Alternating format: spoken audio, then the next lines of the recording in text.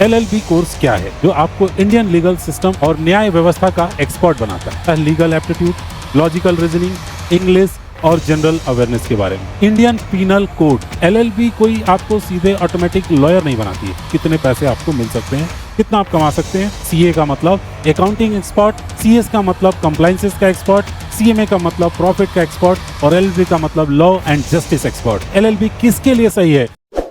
Hello दोस्तों, जरा सोचिए, आपके सामने इनजस्टिस हो रहा हो लेकिन आप कुछ बोल नहीं पा रहे हैं क्योंकि आपको कानून की जानकारी नहीं। अब इमेजिन कीजिए, आप वही इंसान हैं जो कोर्ट में खड़ा होकर कहता है, my Lord, the law says.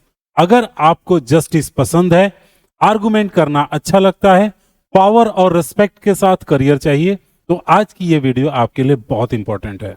नमस्कार दोस्तों, मैं विकास कुमार और आप देख रहे हैं कंप्यूटर बाय विकास सर।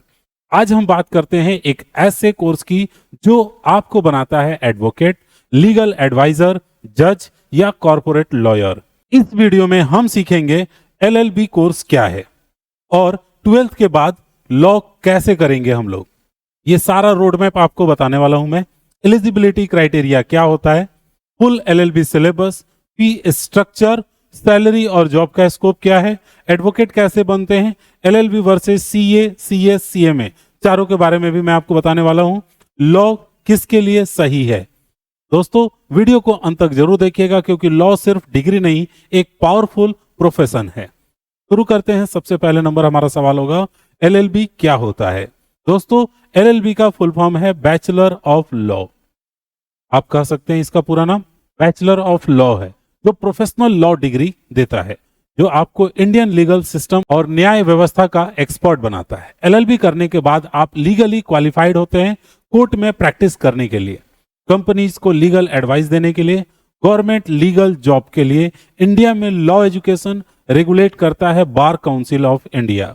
यही बॉडी डिसाइड करती है LLB कोर्स सिलेबस और एडवोकेट एनरोलमेंट रूल्स। सीधे शब्दों में कहें तो LLB आपको कानून का ताकत प्रदान करता है। ठीक है, तो बार काउंसिल ऑफ इंडिया ही आपका सब कुछ तय करता है, एग्जाम लेता है, सारा कुछ करता है।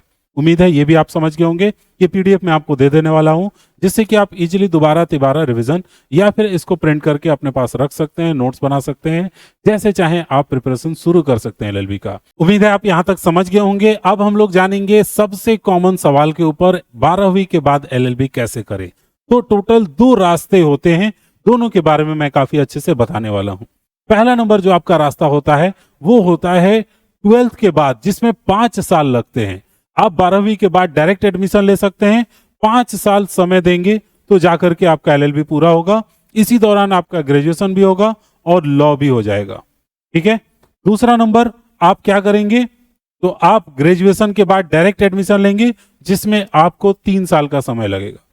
आप क्या क्या कर सकते हैं, BA LLB, BBA LLB, BCom LLB, ये आपका 5 साल का ड्यूरेशन के लिए।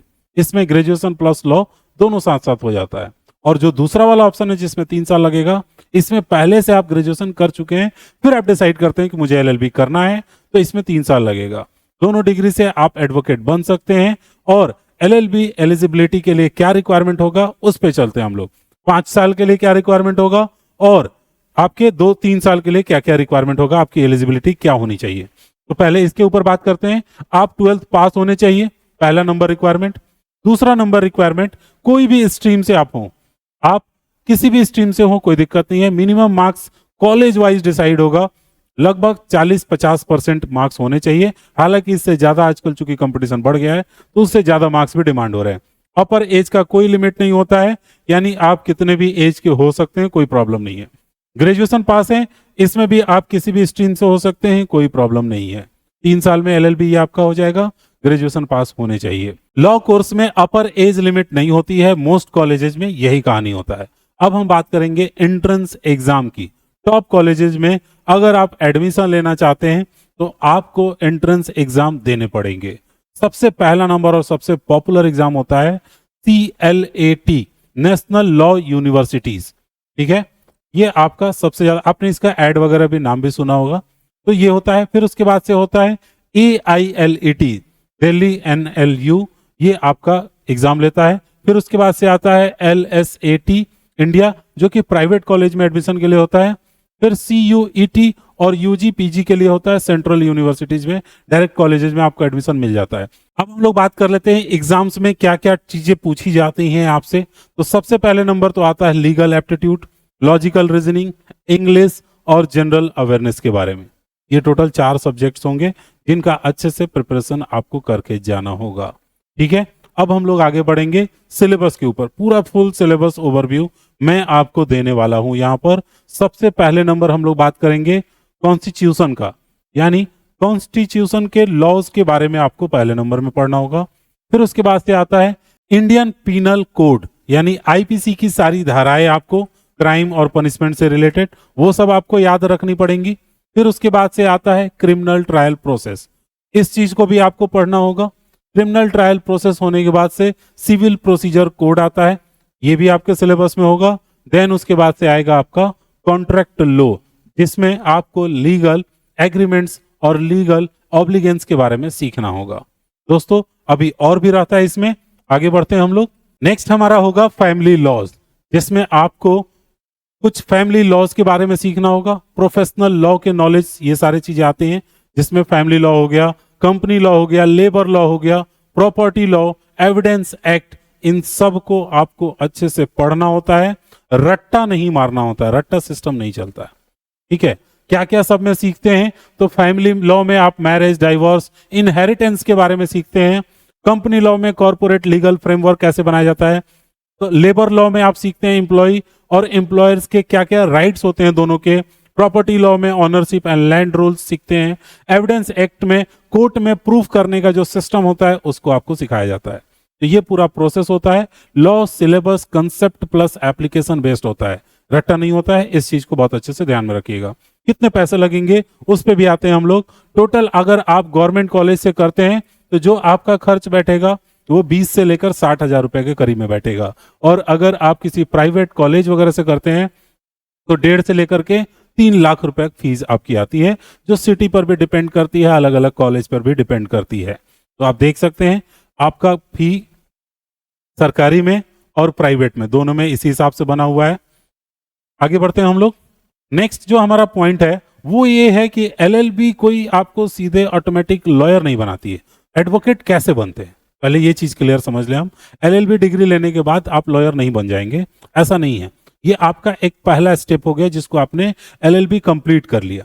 ये स्टेप 1 आपका पूरा हो गया।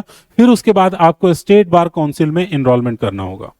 ठीक है, उसके बाद से आपको प्रैक्टिस सर्टिफिकेट मिलेगा, तब आप अपनी प्रैक्टिस शुरू कर सकते हैं लीगली, यानी आप लीगली एडवोकेट कहलाएंगे और कोर्ट में प्रैक्टिस कर सकते हैं। ठीक है, LLB के बाद से क्या क्या करियर के ऑप्शन होंगे मैं वो भी बता देता हूं। ये आप स्टेप समझ गए होंगे। पहला प्रोसीजर क्या है, आपको अपना LLB कंप्लीट करिए, एनरोल करिए खुद को स्टेट बार काउंसिल में, प्रैक्टिस सर्टिफिकेट लीजिए, देन जाकर के आप जूनियर बन करके किसी सीनियर के अंडर में इंटर्नशिप करना होता है, जहां सीखना होता है सारे नियम कानून, दांव पेच, कोर्ट के रूम के, और जो भी कानून के नियम होते हैं उसको कैसे रिप्रेजेंट करते हैं। वो किस पढ़ाई से नहीं, प्रैक्टिकल जो चीजें आप सीखते हैं उससे आप जाकर के आगे बढ़ते हैं। अब हम लोग बात करते हैं कि क्या क्या आपके करियर होंगे और क्या क्या आप बन सकते हैं। LLB करने के बाद जो करियर के ऑप्शन है वो बहुत ज्यादा वाइड है। एडवोकेट या लॉयर आप बन सकते हैं, सबसे पहला नंबर अगर हम कहें तो। कॉर्पोरेट लीगल एडवाइजर आप बन सकते हैं, लीगल कंसल्टेंट आप बन सकते हैं। फिर उसके बाद से बात करें तो कंपनी के सेक्रेटरीज बन सकते हैं, जिसको CS बोला जाता है।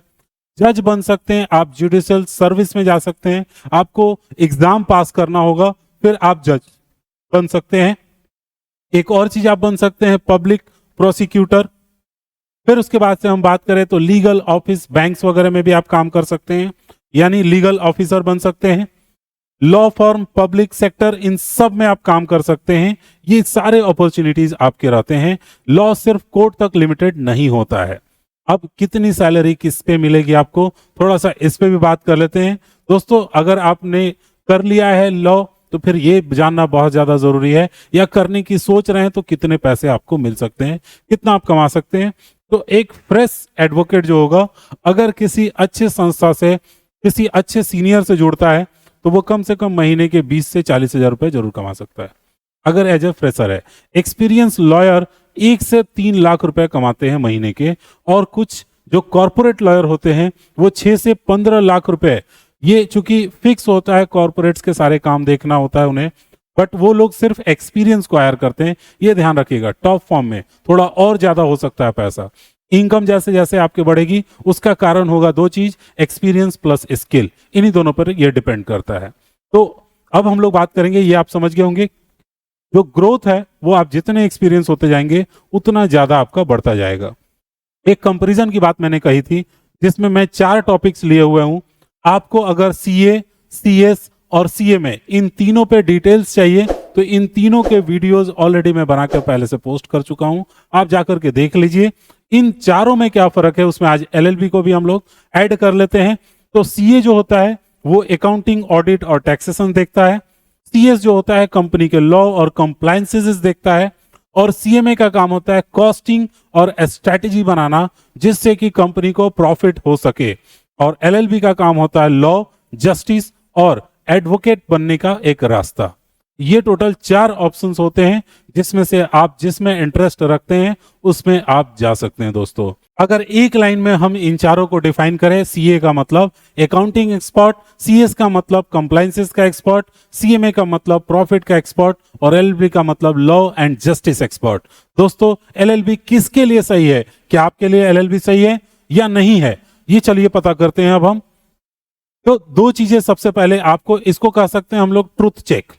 आपको लॉ पसंद है, लॉ में अगर आपको इंटरेस्ट है, आर्गुमेंट करना पसंद है, प्रैक्टिस और कॉन्फिडेंस है, जस्टिस के लिए खड़े हो सकते हैं, तो आपको ये जरूरी है कि आप एलएलबी में जा सकते हैं। तुरंत पैसा नहीं चाहिए। अगर आपको क्विक पैसा चाहिए, रूटीन जॉब चाहिए, तो लॉ आपके लिए नहीं है। ठीक है, अगर आप लॉ में जाना चाहते हैं तो फिर आप इन चीजों के लिए तैयार रहें। अगर आप तुरंत पैसे कमाना चाहते हैं, तुरंत ज्यादा सैलरी चाहते हैं, तो फिर लॉ में वक्त लगेगा। जब आप एक्सपीरियंस वाले होंगे तब जाके ज्यादा पैसा मिलेगा। दोस्तों इसका पूरा प्रिपरेशन स्ट्रेटेजी मैंने यहां पर आपके सामने रखा हुआ है। शुरुआत कीजिए सबसे पहले न्यूज़पेपर पढ़ने से। जितने भी लेटेस्ट न्यूज रहते हैं एकदम अप टू डेट रहिए। लीगल करंट अफेयर्स पढ़ते रहिए। ठीक है, जो भी बार एक्ट्स होते हैं उनको समझिए अच्छे से। राइटिंग स्पीड अपनी और स्पीकिंग की प्रैक्टिस करिए खूब अच्छे से। इंटर्नशिप जरूर करिए किसी ना किसी बड़े सीनियर्स के अंडर में रहकर शुरू से ही। अगर आप एडमिशन लेते हैं तब से ही रहने लगते हैं तो जब आप पूरा करेंगे कोर्स 3 साल बाद तो आपके पास ऑलरेडी 3 साल का काम करने का अच्छा खासा एक्सपीरियंस होगा। लॉ थ्योरी नहीं, प्रैक्टिस से मजबूत होता है। दोस्तों कुछ कॉमन मिस्टेक्स के बारे में जरूर बताना चाहूंगा आपको जो कि करते हैं एलएलबी के दौरान। तो लॉ को रट्टा नहीं समझना है। पहले नंबर चीज, इंटर्नशिप इग्नोर नहीं करना है। प्रैक्टिस खो देना यानी प्रैक्टिस नहीं करना, यह भी एक बड़ी प्रॉब्लम है। जल्दी सक्सेस के लिए एक्सपेक्ट करना, जल्दी सक्सेस के पीछे नहीं पड़ना है। लॉ करियर मतलब लॉन्ग टर्म गेम, सीधे सीधे आप ये कह सकते हैं। दोस्तों लॉ सिर्फ प्रोफेशन नहीं, एक रिस्पॉन्सिबिलिटी है। अगर आप सच के लिए लड़ सकते हैं तो लॉ आपके लिए है। अगर वीडियो हेल्पफुल लगी हो तो लाइक, शेयर और सब्सक्राइब कर लीजिएगा। मिलते हैं अगले वीडियो में एक और इंफॉर्मेशन के साथ। तब तक सीखते रहिए।